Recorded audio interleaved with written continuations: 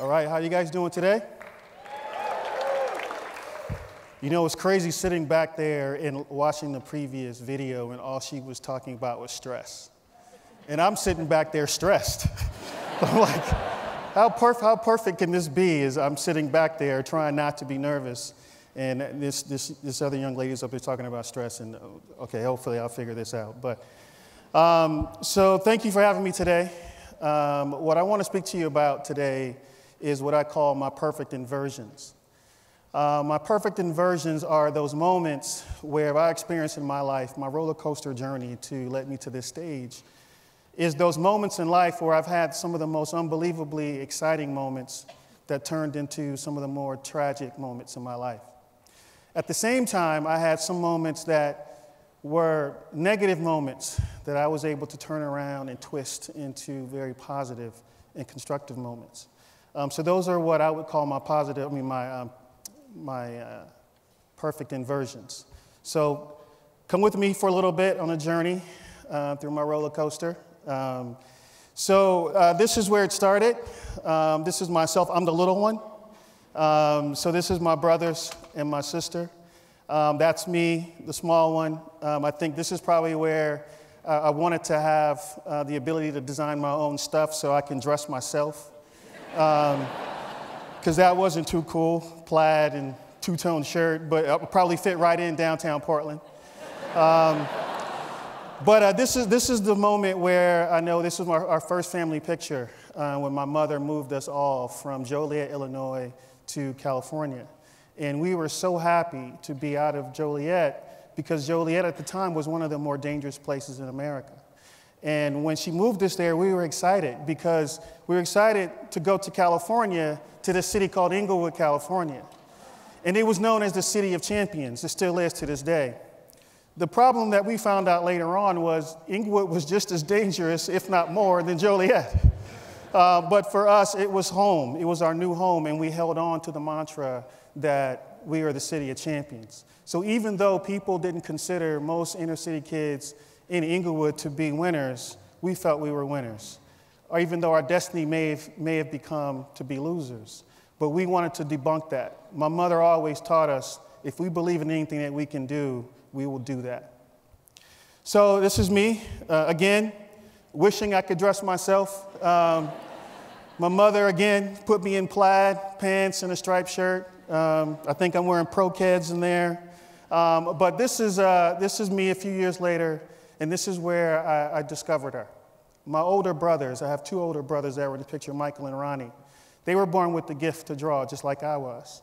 And she taught them so much, and they passed it on to me. So I owe a lot of what I've done up to this point, both to my brothers and to the gift that they gave, that she gave to them, and they gave it to me. As I'm in the house, working with that lead, working with that pencil, designing and drawing, trying to escape what's right outside. What's right outside of me was a different type of lead. It was kind of a bit of a war zone at times, but that was my comfort zone. When I was with her all the time, I was protected. That was my escape. This is where I like to be. So I want to stay in that conscious state of mind at all times. This is my fault. So I do remember picking out this chocolate brown three-piece suit. I do vividly remember that, but my mother picked out the striped tie. She did. And I had a fro, and you know, I think everyone's from Inglewood at some point, you had a jerry curl as well. I didn't bring that picture. But this is the moment when I started middle school, and I really started to get serious about this concept of being an artist, but more importantly, this concept of being a designer, because I knew this is what I wanted to do. And I continued to work hard, continued to learn all the things that she taught me, continue to practice, practice, practice. Until the point, one day, I entered this design competition, and I ended up winning this competition. Sadly, though, they weren't expecting a 17-year-old kid to show up as the prize winner. But that was okay, because it gave me that moment where I knew that this was something that I could do. It gave me the belief that this is where I needed to be. Unfortunately, a year later, my brother Michael passed away in a tragic car accident. You see, remember I told you, Michael was one of my two brothers that introduced me to her. He taught me everything she taught him. So for me, that was a moment where I had to take things a lot more serious. I couldn't be outside. I couldn't be in the troubles that my other friends were in, and as well as my brothers too. So I had to take things a lot more serious, do things a lot more consciously, because I didn't want to make the same mistakes that my brother made. This is me. Graduation, 60 pounds ago though. But I had my Men in Black suit on, nice tight fade. I was ready to go. This was great because this is actually shortly after my 19th birthday. This is when I became a professional footwear designer. In 1989, I was the youngest footwear designer in this industry. And this was an amazing experience because this was my dream. This was my goal. This is what I felt was my destiny. Shortly after that, my other brother, Ronnie, passed away. He wasn't able to fully see what I was going to be to this day. But for me, I knew at the same time, both of them were amazing mentors to me because I owe them the gift that they gave to me. And that gift was continue to work with her and craft my craft. I went on to have a pretty successful career in this industry. Worked hard, extremely hard, to the point where I reached, in my opinion, to the pinnacle. I was able to achieve my goal of reaching the most coveted job in this entire athletic footwear industry, being the footwear design director for the Jordan brand. That was an unbelievable dream for me because I knew that my journey led me to that point. All that hard work, all that time I invested paid off at that very moment. Unfortunately, that was also short-lived as well because shortly after that, my mother passed away. What I did not know until I sat with my mother for the last 30 days of her life was that she also worked with her as well. All that time growing up and all the lessons that she taught me all came back to me in those 30 days I had with her life. It started to make me reflect. It started to make me look at my craft a little bit differently. My relationship changed with her. My relationship changed because I didn't know what to do. I was at an impasse. I didn't know where I wanted to go. I didn't know what I wanted to do. So what I started to do was just to think about what were my perfect inversions up to this point. My perfect inversions up to this point was kind of reflecting on what got me to that point. A couple things stood out to me. I was told this as a young kid in high school, that no black kid would ever become a footwear designer. Well, I think I proved that one wrong. She took me from a problem child in Inglewood and turned me into a global problem solver. She turned my dreams into reality, far beyond what I even imagined. She turned death into life for me, and that was special. At the same time, she turned my destiny into a career, and my career into a passion.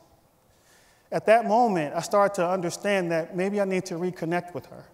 Maybe I need to re-engage with her. Maybe I need to reintroduce her to other people because she did so much to me, or so much for me, that I want to share her with everyone else. So because I've defied all the other odds, I figured, what the hell? The kid that couldn't go to school, why wouldn't I create a design school? I had nothing to lose, right? I'm from the city of champions. I could do anything, right? So, thank you. So then my perfect inversions turned into how can I make my inversions perfect? How can I turn these negative things that happened in my life into positive things for other people? Because it was no longer about me. It was for the next generation. So that's when the first idea came of how can I look at education differently? Since I didn't go to school, I had no biases of what education was supposed to be because I never learned it that way. So I decided to create education on my terms. I decided to do things my way. So in 2010, I decided to create this school called PENSOLE. As the announcer said that it's still only one of the only design academies in the U.S. that specifically teaches footwear design. But my mother always told me growing up this quote, actions speak louder than words. I've lived my whole life with this quote. And when we started the school, it was about this. I had to put my actions into place because it was no longer good enough to just talk about it. So here's a picture of what it used to look like when I got it, and then now this is what it looks like. Every day, I would go see it built, see it come to life. At the same time, I knew my vision was to be able to identify students from all over the world, develop them, and then place them into jobs. I thought that's what education was supposed to be like. So that's what I wanted to do. Because I couldn't afford to go to school, I wanted to make it free. Free because I didn't want the obstacles that I face to be the obstacles of the next generation to face. So the majority of our programs are free to students. Absolutely free. Michael Jordan said, to be the best at anything, you have to love it. And I absolutely agree. This is what I put on every single one of our students. Because for us, it's not about how many students can we produce. It's how can we produce the best students. So for us, it's always about quality over quantity. We have on average 20 students in every one of our sessions, but yet over 500 apply to get in. For us, it's focused. I also want to look at re-examining this word or title, designer. I think over the years it's been bastardized and abused. So I want our students to understand what does it mean to be a designer, not just a footwear designer, not a graphics designer, not a product designer.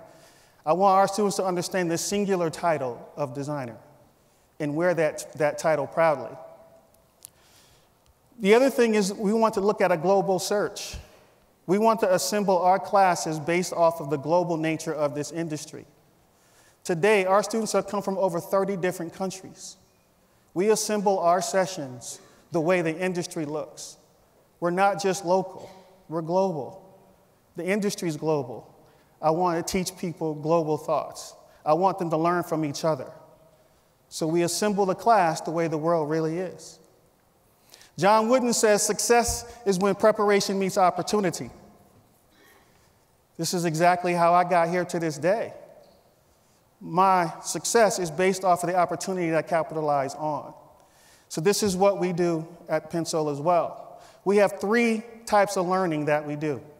The first one is opportunity-based learning, where through 2 specific programs, the first one being Art Center College of Design in Pasadena, California, one of the top design schools in the world, as well as with FN Platform. It's the largest footwear trade show in North America.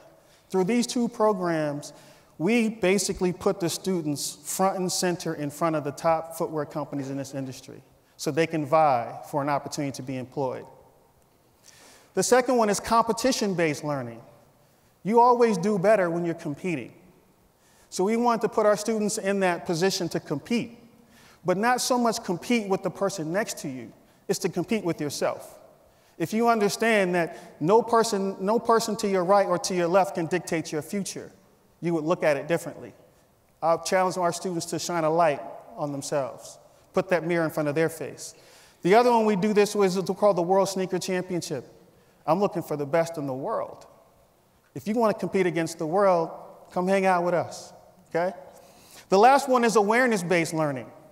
This is important for us as well. This program that we do at MIT, it stands for Leaders Emerge After Direction.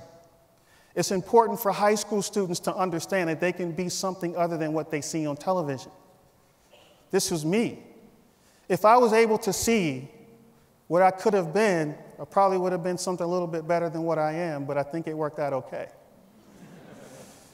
We do this also through our high school program that we're launching this fall. Again, our goal is to introduce them early, extremely early. Our president, Barack Obama, says change is brought because ordinary people do extraordinary things. We consider ourselves ordinary. We're not anything special. But the people we work with, I consider themselves special. There's 2 of us, main instructors, myself and Suzette Henry. But all the logos you see are from our adjunct staff, or what I would call soldiers, S-O-L-E-gers. They're the ones that from all over the industry, they come and they teach the next generation along with us. So we have a wealth of experience that every time our students come to one of our sessions. We also have a wealth of suppliers and vendors that we work with. We have one of the top materials libraries in the country, and we're just a small little school downtown Portland. We're in the process of building one of the best digital studios as well. And then later this fall, we're going to open up our own sample room. So our students will be able to work with the same materials, the same software, and the same equipment as every designer in this industry, if not better. Lastly are the companies that support us. This is the reason why students can come to PENSOLE for free. It's because the companies believe in what we're doing. The companies believe and understand that what we're doing is the path that they want to invest in. So I thank you to them. I love this quote by Bruce Lee. To hell with circumstances, I create opportunities. This is how I feel. This is how we feel. And largely because, like I told you, in 1989, I was youngest in this industry. What I didn't tell you, I was one of 3 people of color in this industry. Sadly, 25 years later, there's only about 175 people of color in this industry of over 5,000. To me, that's crazy. That is crazy. So I have a choice. I can either live with it or do something about it. So in the last 3 years, I'm happy to say 75% of the African-American designers that come into this industry have been PENSOLE students. Because again, thank you.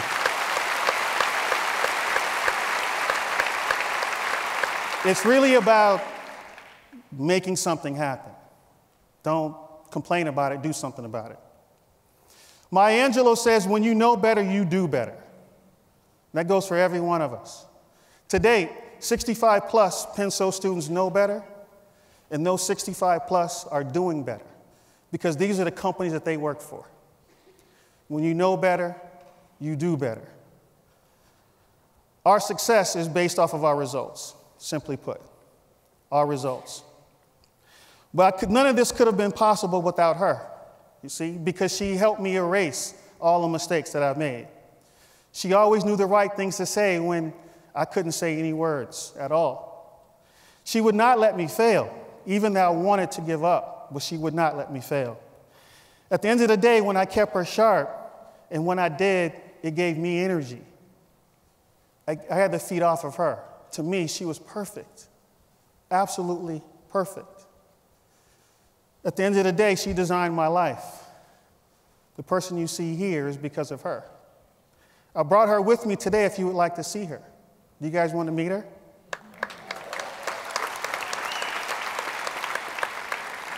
This is who she is.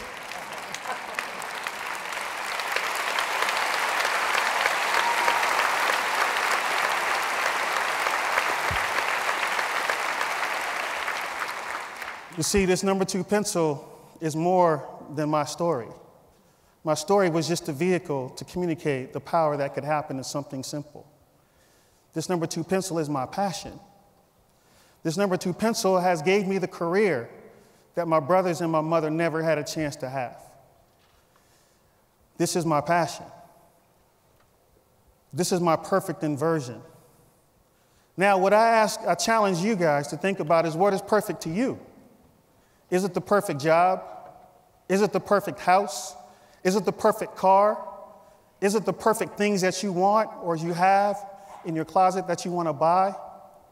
Or is it as simple as this? What is your passion? I also challenge you to think about, how are you going to leave your mark? How are you going to change the industry that you're currently in right now? I mean, someone gave it to you, right? So why wouldn't you leave it better for the next person that comes into it? That's my challenge to each of you today. Thank you, Mother. Thank you for this quote. This is how I live my life. Actions do speak louder than words. And I want to thank you for giving me the courage to be on this stage today. Thank you for the breath to be on this stage today. And I pray that you continue to give me strength. And I'm done talking. I want to let my actions go back to speaking for me. Thank you.